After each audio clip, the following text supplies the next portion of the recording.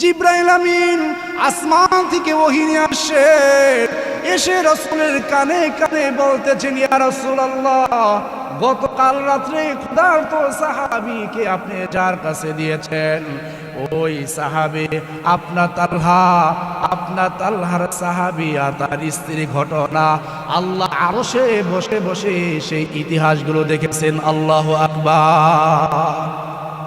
আল্লাহ আরশে বসে বসে দেখেছেন। শুধু তাই নয়, আল্লাহ তাআলা সমস্ত ফেরেশতাদেরকে নিয়ে প্রশ্ন করতেছেন, দেখো দেখো কেমন আমার বান্দা, নিজেদের খাবার নাই, নিজেদের বাচ্চাদের খাবার নাই, আল্লাহ রাসূলের মেহমানদেরকে কেমন ভাবে তারা আপ্যায়ন করে। আল্লাহ রাসূল সাল্লাল্লাহু আলাইহি সাল্লাম দুজন সাহাবীর কাছে পয়গাম ছড়িয়ে দিলেন, যাও রাসূলের পয়গাম নিয়ে যাও, দুজন সাহাবীকে মদিনাতুল মুনাওয়ারার মধ্যে নিয়ে আসো। এবার যখন মদিনাতুল মুনাওয়ারার মধ্যে এবার দুজন সাহাবী আসলেন, ক্ষুধার্ত সাহাবীও আসলেন, আনসারী সাহাবীও আসলেন, আবু তালহা রাদিয়াল্লাহু তাআলা আনহু আজমাইন আসলেন। এবার রাসূল বলছেন, ও সাহাবী, গতকাল রাতের ইতিহাসগুলো আল্লাহ আসমান থেকে আরশ থেকে দেখেছেন, কি এমন আমল করছ, তোমাদের আমলগুলো, মেহমানের যত্নগুলো তো আমি দেখি নাই। আল্লাহ ওহীর মাধ্যমে, জিবরাইলের মাধ্যমে আমাকে সব জানিয়ে দিয়েছেন। আল্লাহু আকবার। খালি কি জানিয়ে দিয়েছেন তা না, আল্লাহ তোমাদের উপর সন্তুষ্ট, তোমার উপর সন্তুষ্ট, তোমার স্ত্রীর উপরে সন্তুষ্ট, উভয় স্বামী স্ত্রীর উপরে আল্লাহ সন্তুষ্ট। এখানে ক্ষান্ত হন নাই। আল্লাহ কুরআনের মধ্যে সূরা হাশরের মধ্যে আয়াত নাযিল করে দিলেন, হে মুহাম্মদ, আল্লাহ বলেন, হে জিবরাইল, মুহাম্মদ সাল্লাল্লাহু আলাইহি ওয়াসাল্লামের কাছে ওহী নিয়ে যাও, তার ক্ষুধার্ত সাহাবীকে, আনসারী সাহাবী, স্বামী স্ত্রী না খেয়ে রাতের বেলা তাদেরকে খাবার দিয়েছেন, বাচ্চাদেরকে না খাবার খাওয়ায়া ক্ষুধার্ত সাহাবীকে আহার বানাইছেন। আল্লাহ তাআলা ওহী নাযিল করলো মুহাম্মাদের উপর।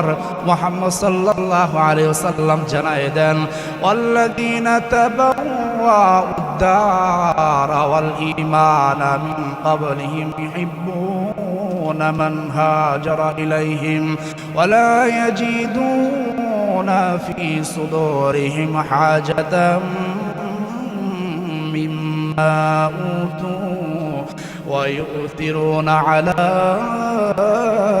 আনফুসিহিম ওয়ালাউ কানা বিহিম খাসাসা ওয়া মান ইউকা শুহা নাফসিহি ফাউলাইকা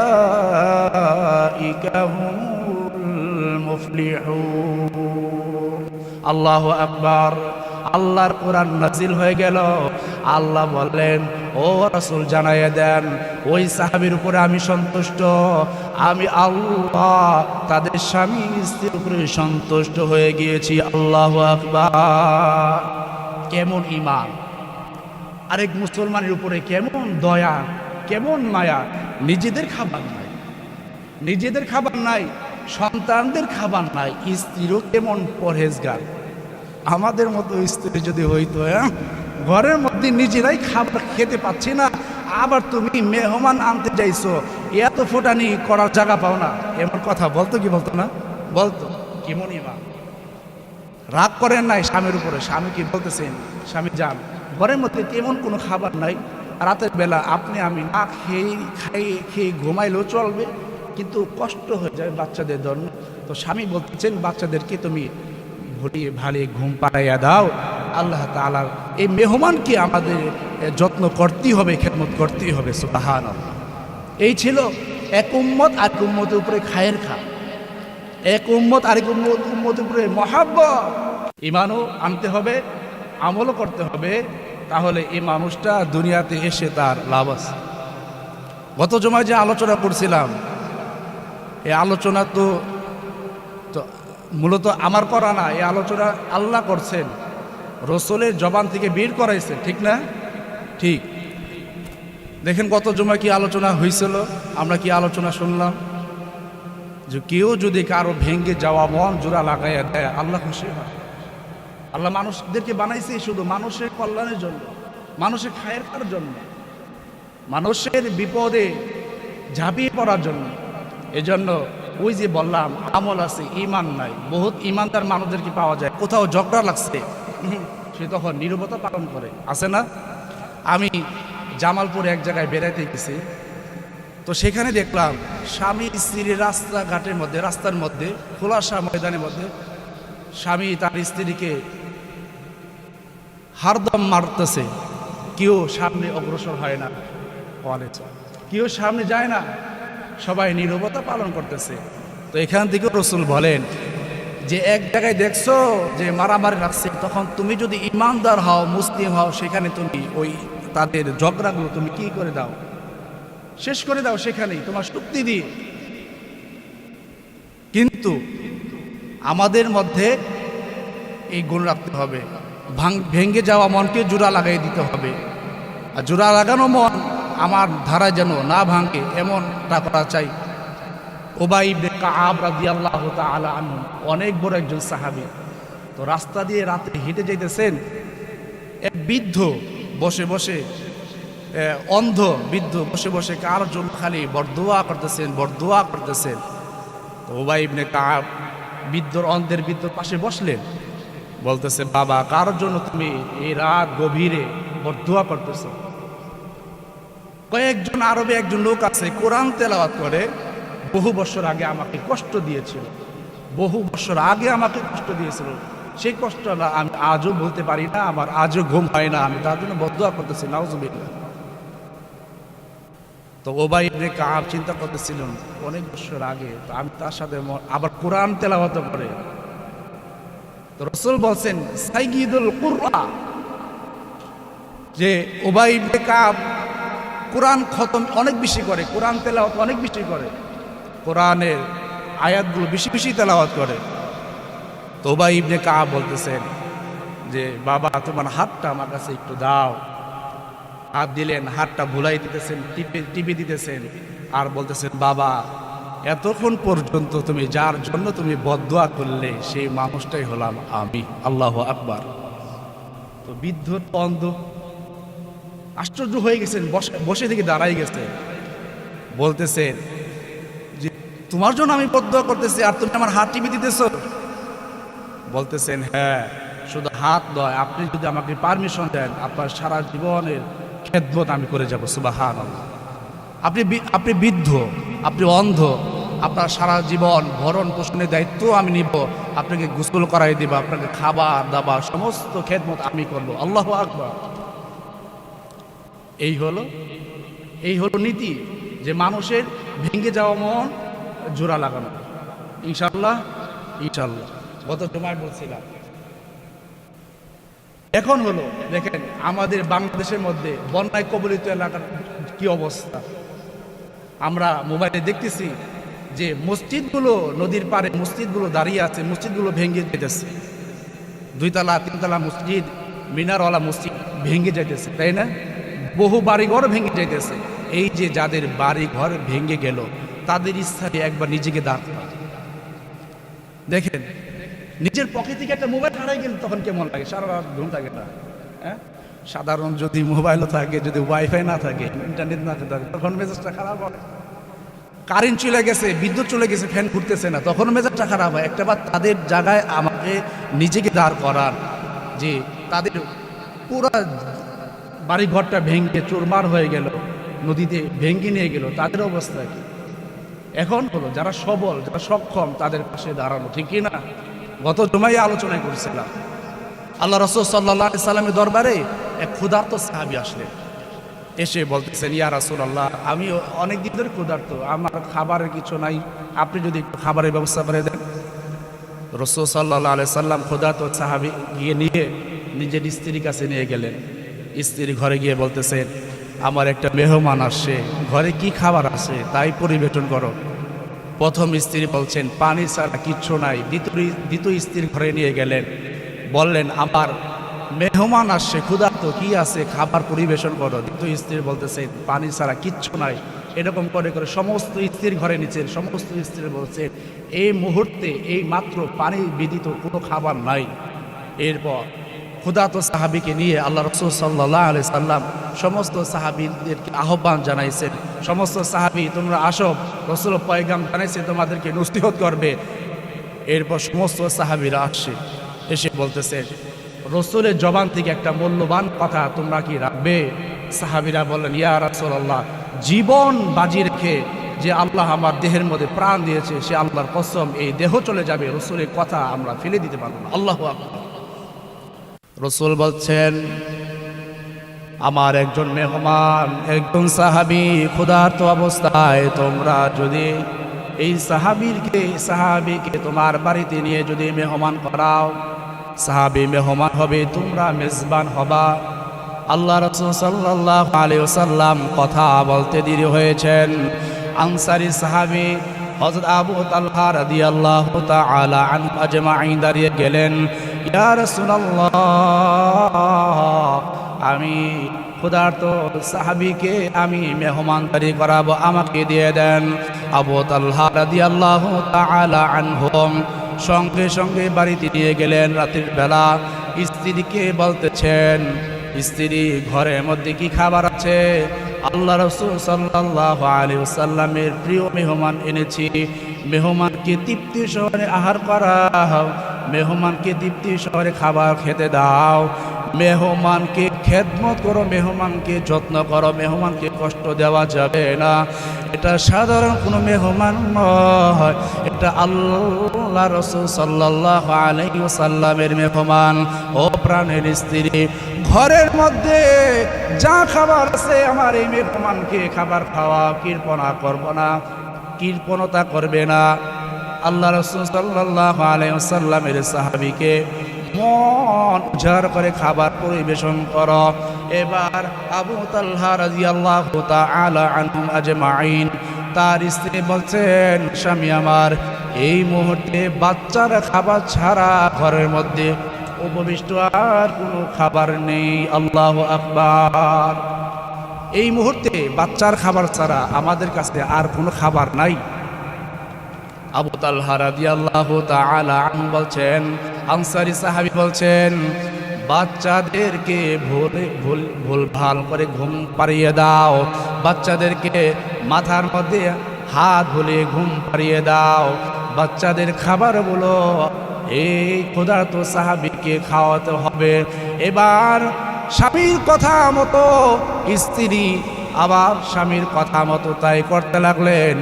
স্ত্রী বাচ্চাদেরকে ঘুম পাড়িয়ে দিলেন।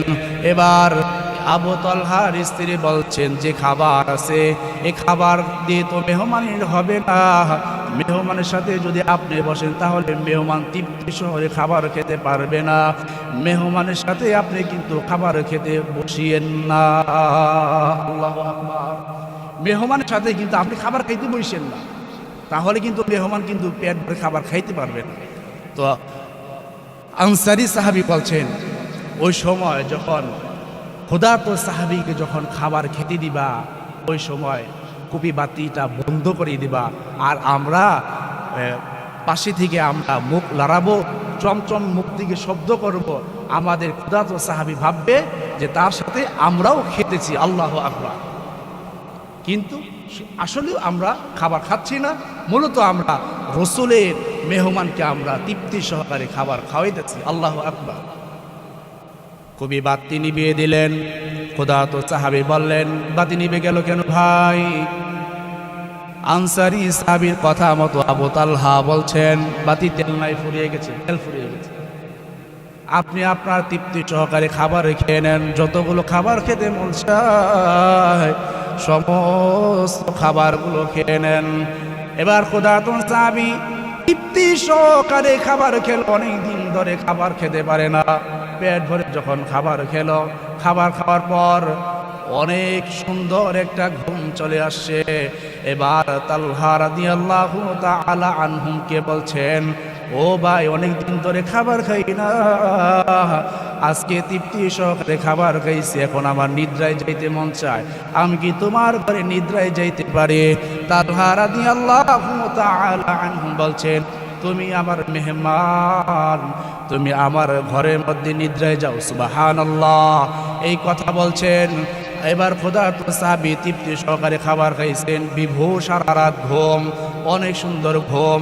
সকালবেলা জিবরাইল আমিন আসমান থেকে ওহী নিয়ে আসেন, এসে রাসূলের কানে কানে বলতেছেন, ইয়া রাসূলুল্লাহ, গতকাল রাত্রে ক্ষুধার্ত সাহাবীকে আপনি যার কাছে দিয়েছেন, ওই সাহাবী আপনার তালহার সাহাবী আর তার স্ত্রী ঘটনা আল্লাহ আরশে বসে বসে সেই ইতিহাসগুলো দেখেছেন। আল্লাহু আকবার। আল্লাহ আরশে বসে বসে দেখেছে। শুধু তাই নয়, আল্লাহ তাআলা সমস্ত ফেরেশতাদেরকে নিয়ে প্রশ্ন করতেছেন, দেখো দেখো কেমন আমার বান্দা, নিজেদের খাবার নাই, নিজেদের বাচ্চাদের খাবার নাই, আল্লাহ রাসূলের মেহমানদেরকে কেমন ভাবে তারা আপ্যায়ন করে। আল্লাহ রাসূল সাল্লাল্লাহু আলাইহি সাল্লাম দুজন সাহাবীর কাছে পয়গাম ছড়িয়ে দিলেন, যাও রাসূলের পয়গাম নিয়ে যাও, দুজন সাহাবীকে মদিনাতুল মুনাওয়ারার মধ্যে নিয়ে আসো। এবার যখন মদিনাতুল মুনাওয়ারার মধ্যে এবার দুজন সাহাবী আসলেন, ক্ষুধার্ত সাহাবীও আসলেন, আনসারী সাহাবীও আসলেন, আবু তালহা রাদিয়াল্লাহু তাআলা আনহু আজমাইন আসলেন। এবার রাসূল বলছেন, ও সাহাবী, গতকাল রাতের ইতিহাসগুলো আল্লাহ আসমান থেকে আরশ থেকে দেখেছেন, কি এবং আমল করছ, তোমাদের আমলগুলো মেহমানের যত্নগুলো তো আমি দেখি নাই। আল্লাহ ওহীর মাধ্যমে, জিবরাইলের মাধ্যমে আমাকে সব জানিয়ে দিয়েছেন। আল্লাহু আকবার। খালি কি জানিয়ে দিয়েছেন তা না, আল্লাহ তোমাদের উপর সন্তুষ্ট, তোমার উপর সন্তুষ্ট, তোমার স্ত্রীর উপর সন্তুষ্ট, উভয় স্বামী স্ত্রীর উপর আল্লাহ সন্তুষ্ট। আল্লাহ সন্তুষ্ট, এখানে ক্ষান্ত হন নাই। আল্লাহ কুরআনের মধ্যে সূরা হাশরের মধ্যে আয়াত নাযিল করে দিলেন, হে মুহাম্মদ, আল্লাহ বলেন, হে জিবরাইল, মুহাম্মদ সাল্লাল্লাহু আলাইহি ওয়াসাল্লামের কাছে ওহী নিয়ে যাও, তার ক্ষুধার্ত সাহাবীকে, আনসারী সাহাবী, স্বামী স্ত্রী না খেয়ে রাতের বেলা তাদেরকে খাবার দিয়েছেন, বাচ্চাদেরকে না খাবার খাওয়ায়া ক্ষুধার্ত সাহাবীকে আহার করাইছেন। আল্লাহ তাআলা ওহী নাযিল করলো মুহাম্মদের উপর। মুহাম্মদ সাল্লাল্লাহু আলাইহি ওয়াসাল্লাম জানায়ে দেন, ওয়াল্লাযীনা তাবাওয়াউদ দারা ওয়াল ঈমানা মিন ক্বাবলিহিম ইউহিব্বুনা মান হাজারা ইলাইহিম ওয়া লা ইয়াজিদুনা ফি সুদুরিহিম হাজাতাম মিম্মা উতু ويؤثرون على أنفسهم ولو كان بهم خصاصة ومن يوق شح نفسه فأولئك هم المفلحون. الله أكبر. আল্লাহর কোরআন নাযিল হয়ে গেল। আল্লাহ বললেন, ও রাসূল জানাইয়া দেন, ওই সাহাবীর উপরে আমি সন্তুষ্ট, আমি আল্লাহ তাদের স্বামী স্ত্রীর উপরে সন্তুষ্ট হয়ে গিয়েছি। আল্লাহু আকবার। কেমন ঈমান! আরেক মুসলমানের উপরে কেমন দয়া, কেমন মায়া! নিজেদের খাবার নাই, সন্তানদের খাবার নাই, স্ত্রীরও কেমন পরহেজগার। আমাদের মতো স্ত্রী যদি হইতো, ঘরের মধ্যে নিজেরাই খাবার খেতে পাচ্ছি না, আবার তুমি মেহমান আনতে চাইছো, এত ফোটানি করার জায়গা পাও না, এমন কথা বলতো কি বলতো না? বলতো। কেমন ঈমান!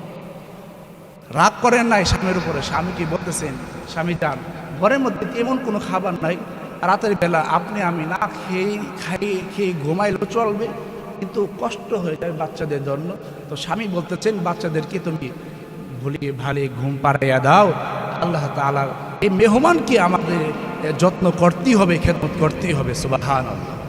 এই ছিল এক উম্মত আরেক উম্মতের উপরে খায়ের খা, এক উম্মত আরেক উম্মতের উপরে মহাব্বত। কেমন মহাব্বত! যদি ইতিহাস বলতে যাই অনেক সময় লেগে যাবে। ইয়ারমুক যুদ্ধের ঘটনা আমরা সবাই জানি, উহুদের যুদ্ধের ঘটনা আমরা জানি, ইয়ারমুক যুদ্ধের ঘটনা আমরা অনেকেই জানি। ইয়ারমুকের যুদ্ধে যখন সমস্ত সাহাবী রোমানদের সাথে যখন যুদ্ধ করতেছিল, রোমানদের সৈনিক হলো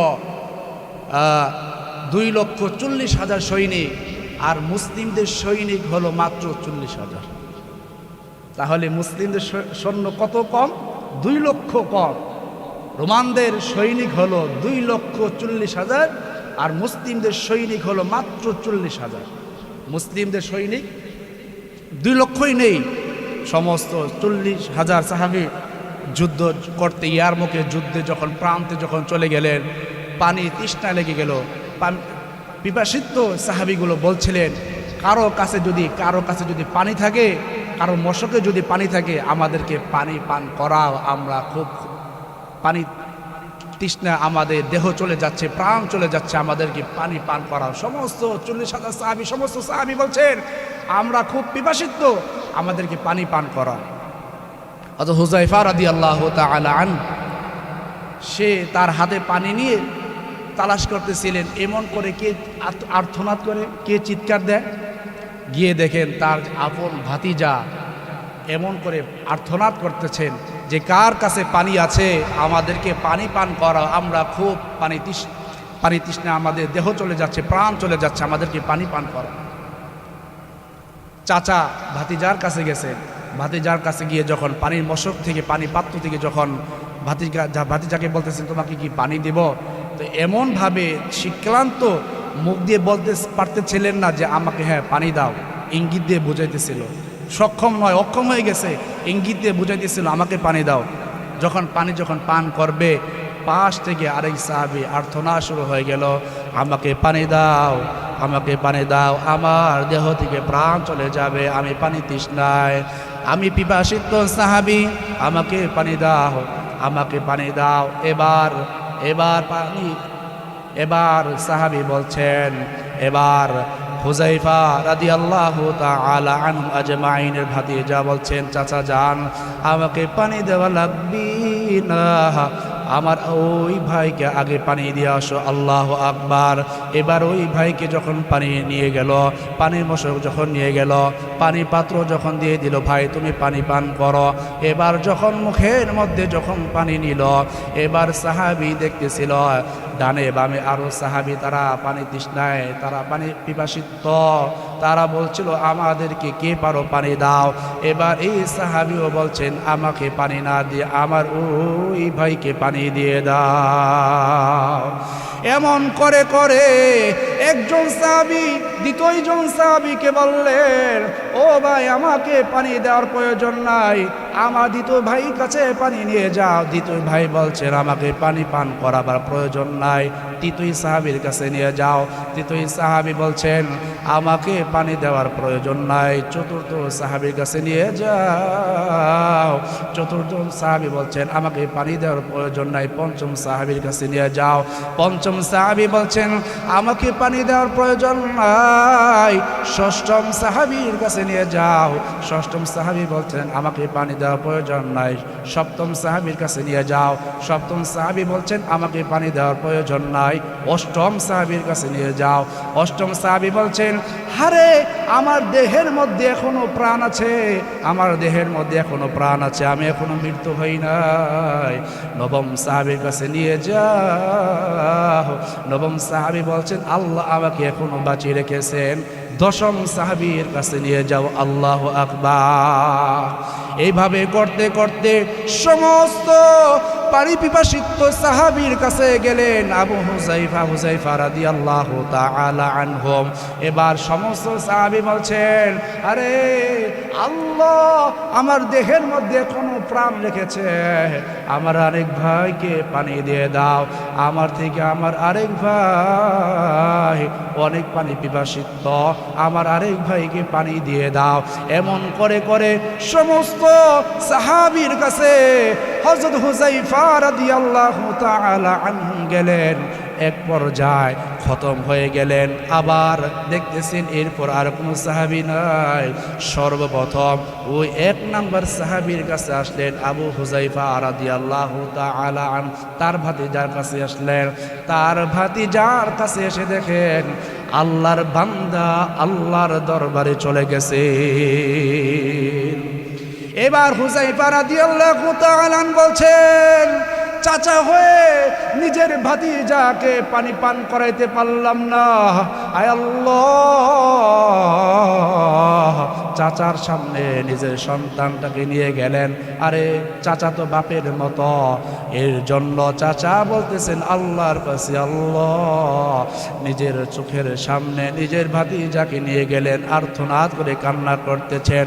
দ্বিতীয় সাহাবীর কাছে গেলেন। আশ্চর্য বিষয় হলো দ্বিতীয় সাহাবী ও শাহাদাতের পেয়ালা পান করে শাহাদাত বরণ করেছেন। আল্লাহু আকবার। এমন করে তৃতীয় সাহাবীর কাছে গেলেন।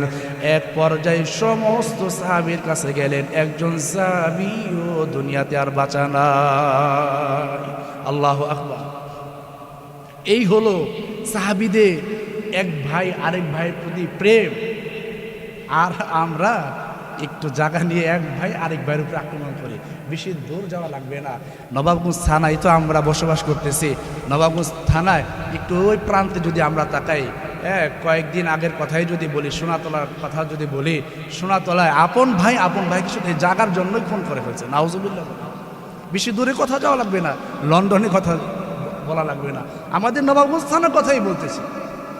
একটু জাগার জন্য এক ভাই আরেক ভাইকে খুন করতে পারে, নাউজুবিল্লাহ বলে।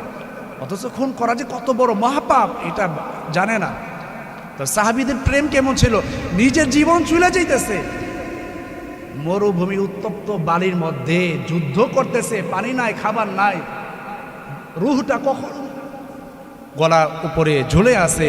এই সাহাবী বলছেন, আরে আমার থেকে আমার ওই ভাই মনে হয় বেশি পানি পিপাসিত, তাকে পানি দাও। সুবহানাল্লাহ। এই ছিল এক ভাই আরেক ভাইয়ের উপরে খায়ের খা। दर्द दिल ते वास्ते पैदा किया इंसान को, और ना तौअत के लिए कुछ कुन न था कर्रुबिया, और ना तौअत के लिए कुछ कुन न था कर्रुबिया।